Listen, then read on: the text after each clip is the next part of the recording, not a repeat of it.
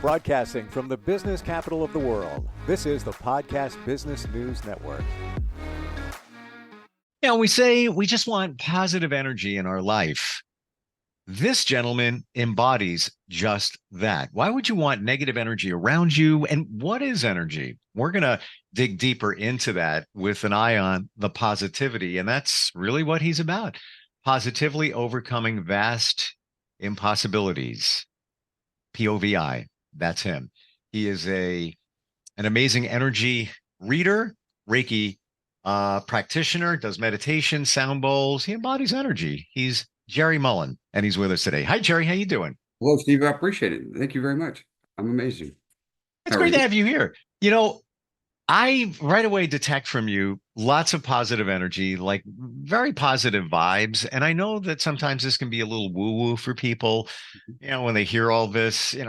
We do want positive energy in our lives, but I don't believe that everybody grasps the fact that everything is energy. Your energy, I'm energy. We're different energy. A piece of paper is energy.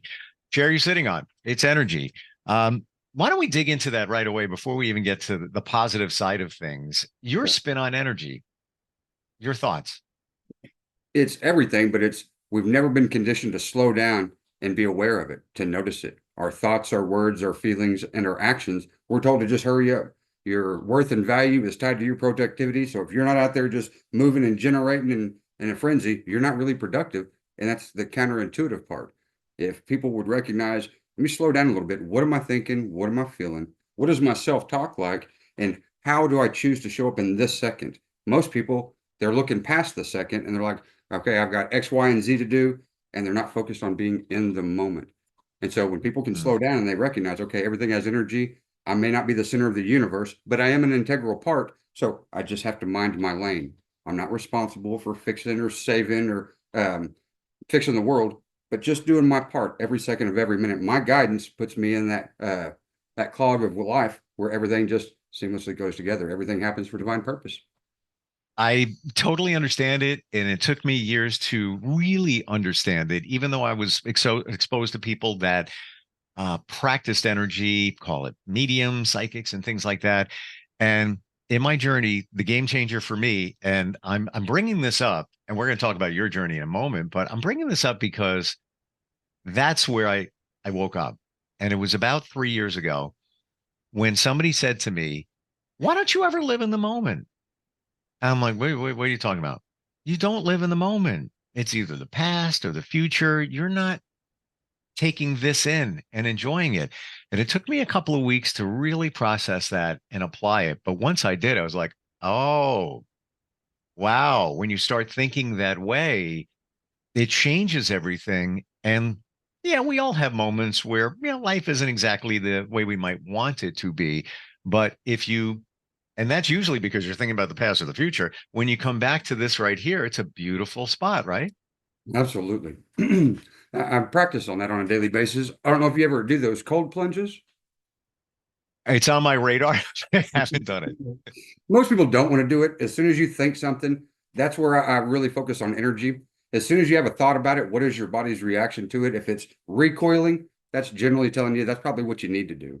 Whenever I get in that ice plunge, my body already knows what it feels like whenever I get in there. And that lower vibrational self is like, don't get in. You can do anything else. There's a million reasons not to do it. But the one center focus is, if I'm going to share that light, love, and truth, that higher vibration, I've got to be able to be calm in the storm. And so when I do that here at home, when I go out into life, there's no expectation. I've got no control over people's thoughts, words, feelings, or actions. And so it makes me a little bit more conducive to that ebb and flow. I don't get stuck on certain situations or conversations because I know where my energy is. I'm grounded, I'm centered, and I'm focused. And so problems that other people have aren't my problems, so I don't attach myself to them.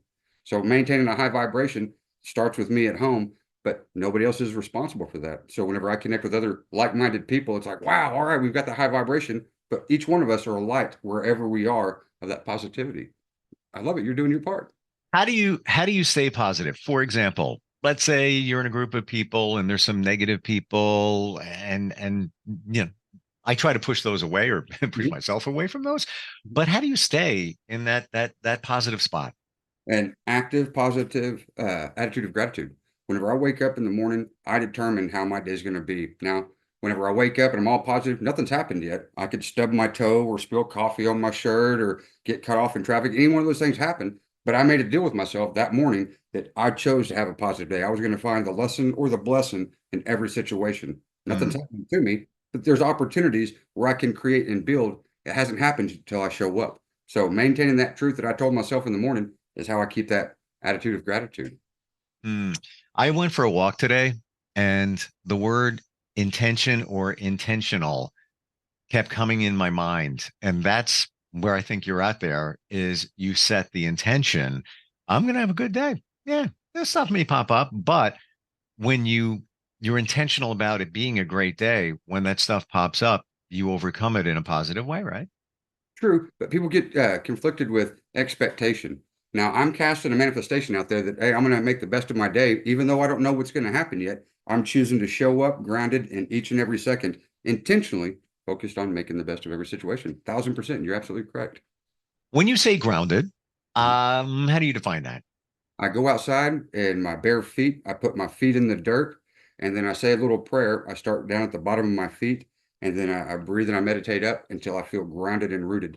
Most people don't know that we're walking on a charging mat, an active charging mat, the ground, the dirt, standing in water, doing those grounding meditations. There's many different forms, but I love standing in the grass. And right now where I'm at, I'm in what they call Comancheria, Comanche tribal jurisdiction, where I'm also a tribal member. And so it's very sacred land where we live. And so honoring and respecting our elders and that sacred ground that they walked on, that's paying homage to our elders. I I can only share things to help people understand even what you're saying, because I totally get it, but I could reach down right here. And in fact, I'm gonna do it because I think it's only fair since we're talking about it. This is a grounding mat that my feet are on, and it connects to the ground lug on the electrical outlet, which is grounded to the ground. Can't get a shock, don't worry. And like $18 on Amazon. So you always have a connection to the ground. Let's say you're at work, just keep your feet on it and you're always grounded. But something else I do, I wear moccasins in our tribal culture. That's generally the footwear of the day. And they're leather soles. So even whenever I'm walking in my moccasins, I'm constantly in a grounded state. Wow. I look at it and I just, I talk to people like you and then I learn more. And I had, I guess, an epiphany last year when I look at animals. Like I have two cats, a dog, and they're always in a great state of mind. They're always happy. They seem so anyway. And then I think about it. They're always grounded. They have four chances of being grounded because they're not wearing shoes. They're always walking on the ground, either outside or inside. That's a very good point. A lot of people don't look at animals as spiritual guides or as messengers of sorts. Where I live out in the country in Southwest Oklahoma, I've got probably 14 deer, 8 raccoons, a couple possums, a couple cats. And so I feed the wildlife out here, but they always come at the right time for the right reason. I've got cardinals and crows, and they all have different messages pertaining to our culture or our tribe. And so I try to pass that on to other people because that knowledge isn't supposed to be just held on. And people need to know that you do have more control in life than what.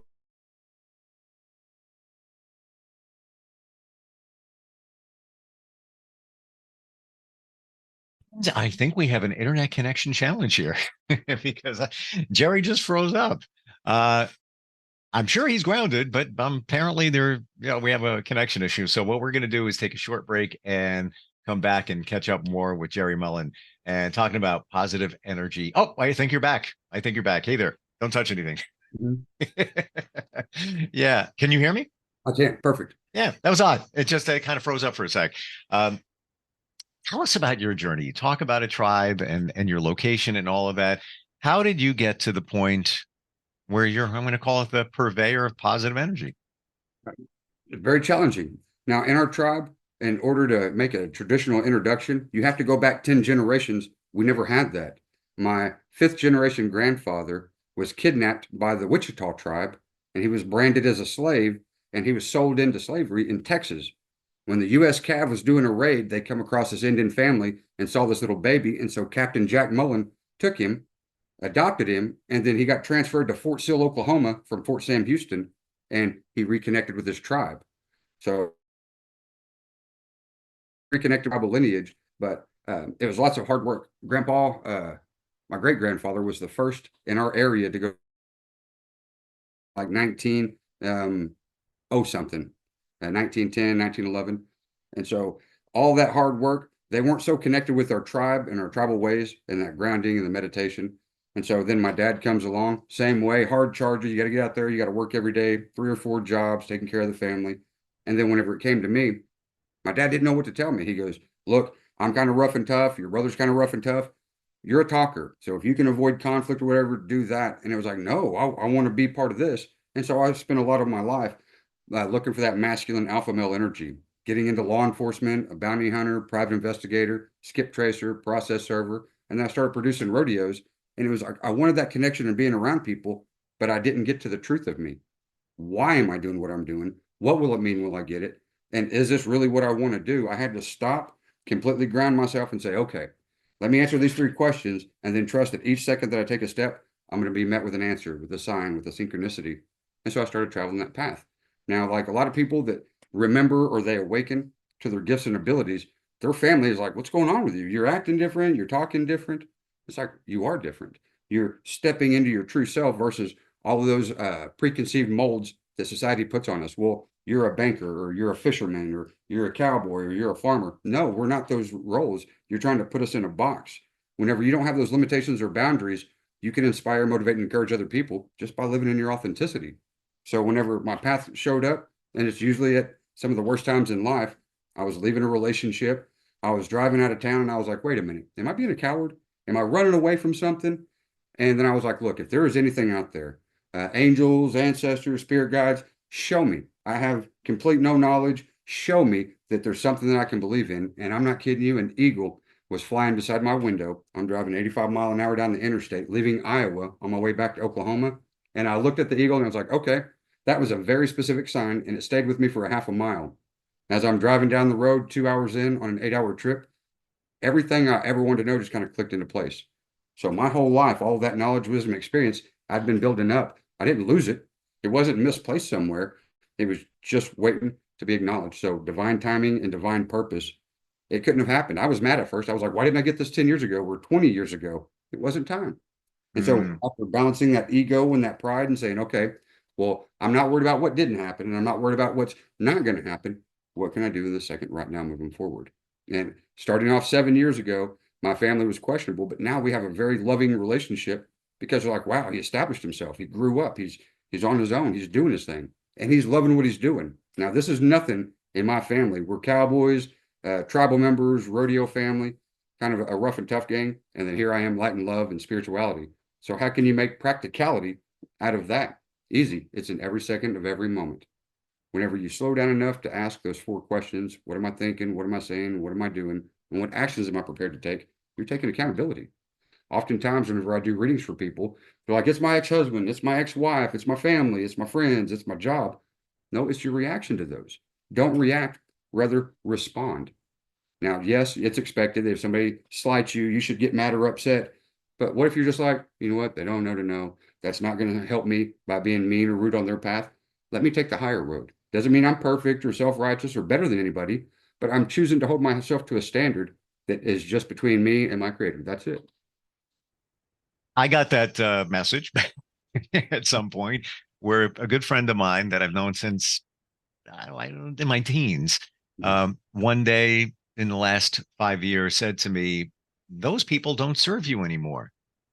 And to your point, where you hang on or you try to understand, it doesn't work.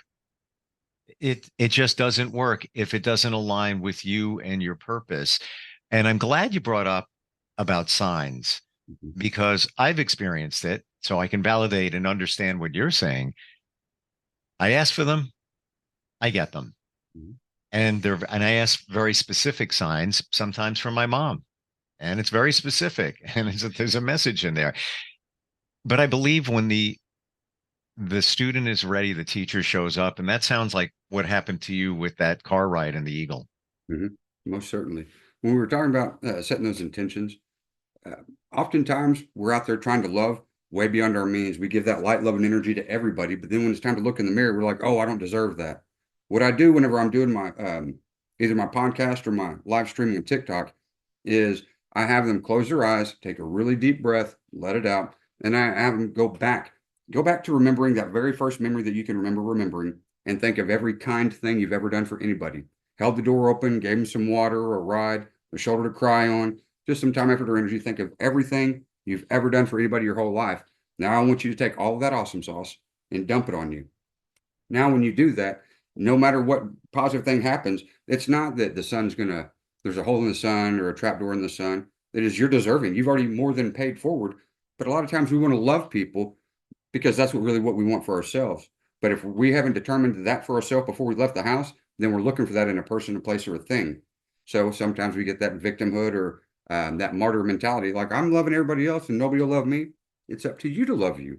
When you determine your worth and your value and you love yourself more than anybody else possibly can, then nobody else is going to be the purveyor of your good, bad, or ugly. It's your choices. You're taking control of that. I love me more than anybody else can. And I even told my parents that. And they're like, what do you mean? I'm like, it's not your burden or responsibility to love me at my level. That's my job. Now, if you step up to my level and you match me at my level, then yeah, I will equally reciprocate. But if you're like, you know what, I don't want to give you all that light, love, energy, you're not deserving of it, I know better. And just like you said, discernment says I can take my energy elsewhere. Only hanging around those people that see that light, love, and energy and that equal reciprocation. Now, a lot of times people say, Jerry, my whole life has been dark, my childhood, my relationships, my family. Well, if you're the light, you're going to be in the dark. Light doesn't shine in the light. The light shines in the dark, but that's in each and every one of us. So for those people that are out there giving their heart and soul and all the love, time, effort, and energy to people and not giving it to themselves, I would say pause for the cause. Do a little soul searching. You're deserving of your desires, but we're not told that. Give to everybody else, love everybody else, and don't do anything for yourself, because then that would make you selfish or greedy. Well, sometimes you need to be selfish and greedy with yourself. If you can't get yourself up to 100, how can you give 100 to anybody else? Sure. And what you say is so true. Many of us don't realize, like, we might engage in relationships that don't support us because we're looking for validation in those people and or love, but we're not giving it to ourselves. And yeah, spot on in you saying that we feel we don't deserve it. And that's it. That's, if you talk to even therapists or counselors, it's the common denominator that many of us feel that we're not worthy. We're just not worthy enough. And then we don't give it to ourselves. You talk about doing readings, mediumship. Let's talk about that. What do you mean by that? So whenever I channel messages, it's not the cards that are telling you the message. So whenever I sit down at the table, whoever I ask to call on, I say a little prayer. Whoever needs a divinely channeled, truthful message, put them in front of me. Whenever they show up, I acknowledge their name. Are you okay with me reading your energy? They accept. Then your spirit guides come in my ear. Now, it is absolutely amazing. And sometimes I kind of gloss over it, maybe a little lightly, but it's amazing.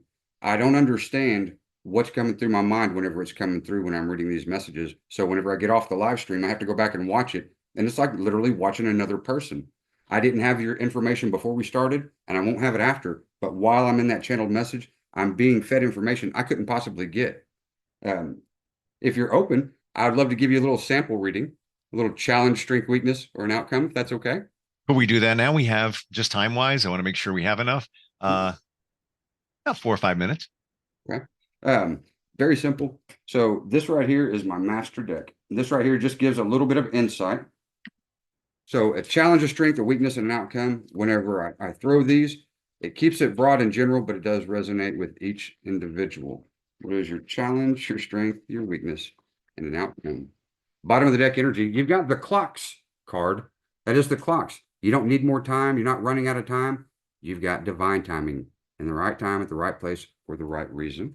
Now, a lot of times when we get that card, we feel like time is not our friend. It is, but depending on how you spend that every second of every minute.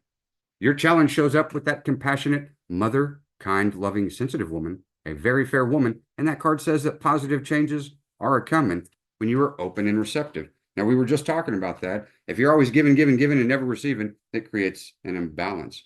Little note to mom there. In your strength position, it is time to approach life with a childlike wonderment and trust in your new beginnings. Now, oftentimes when this card shows up, well, nothing great's ever happened, so it may not happen every second is one more chance to turn it all around. And that weakness position, and only the professionals get this one, that is the whip.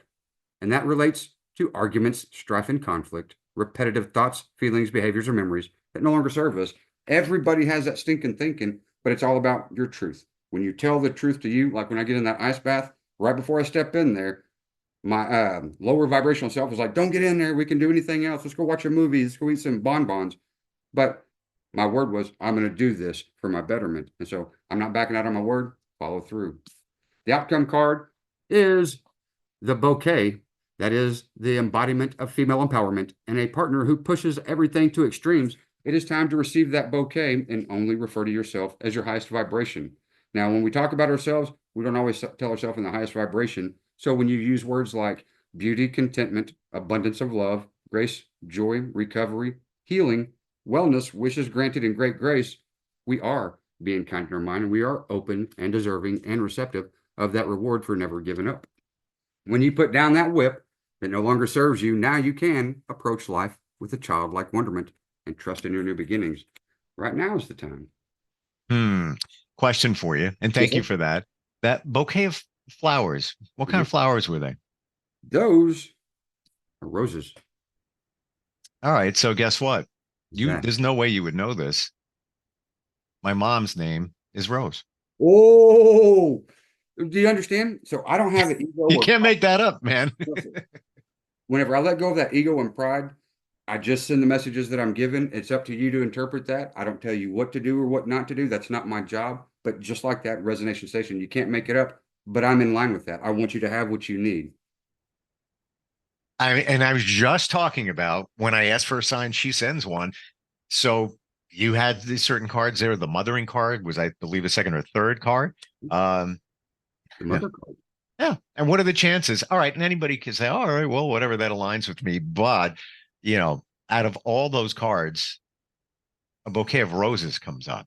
Mm-hmm. And I could go for 50 podcasts of the signs that she's given me in the last 5 years where it's her name. She sends her name and it's very specific. Wow. You get Rose and the mother side by side. They came back side by side. That's the point. I love it. Yeah. Well, there's the process. There's just one example of how this all works. Jerry, how can somebody find you? How do they connect with you? I know that you do live stream on TikTok. Tell us more.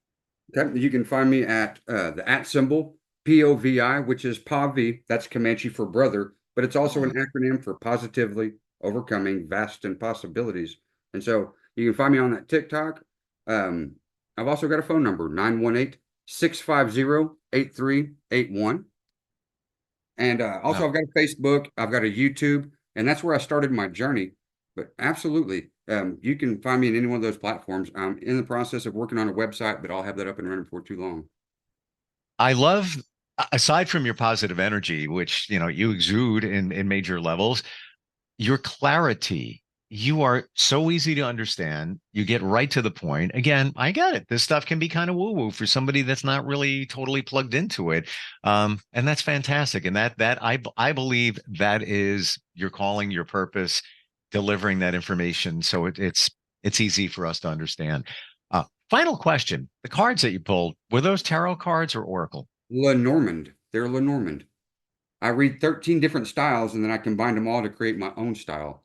It's not just taking a piece from each one of them, but there's truths in each one of these different styles, in each one of these different cultures and religions and backgrounds. Some of the readings that I do come from like the 14th century, 17th century. And how do you make that current? Your spirit guides. So if everybody's got this gift and ability, what I want to do is when we come into contact is just shine that mirror so you can find that reflection in you where you can do your work to produce your greatness. What are your gifts and abilities? What is your contribution to the world? Everybody has it. Everybody has it. It has been absolutely fantastic talking with you today, Jerry. Learned a lot, validated a lot, and I'm sure that's also for those checking us out today. Thank you, and looking forward next time we get together. I can't thank you enough. Steve, thank you very much, sir. You have an amazing day. You too. And stay positive.